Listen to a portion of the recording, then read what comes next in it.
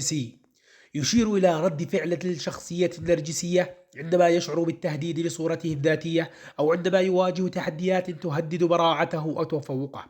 يمكن أن يكون هذا الغضب مفرطا وعدوانيا، وقد يتمثل في التصرفات مثل الاستفزاز والعداء والانتقام. بعض سمات ومظاهر الغضب النرجسي تشمل: أولا، الاستفزاز والتحدي. يميل الشخص النرجسي إلى استخدام التحديات والاستفزازات كوسيلة للتعبير عن غضبه وعدم الرضا. ثانيا، العداء والتهديد. يظهر الشخص النرجسي عداء وتهديدا بسرعة عندما يشعر بأنه يتعرض للتقليل من قيمته أو تعرض صورته الذاتية للإضرار. ثالثا، الانتقام.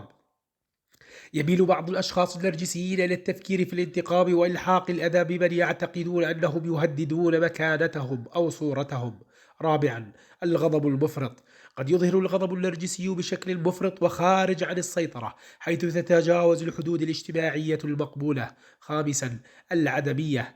يظهر الشخص النرجسي عادة عدمية تجاه مشاعر الآخرين، وقد يتجاهل تأثيرات غضبه على الآخرين. من الهام فهم أن الغضب النرجسي ليس محدودا للشخصيات النرجسية فقط، بل يمكن أن يظهر أيضا لدى الأشخاص الذين يعانون من اضطرابات الشخصية الأخرى، أو حتى لدى الأشخاص العاديين في بعض الحالات.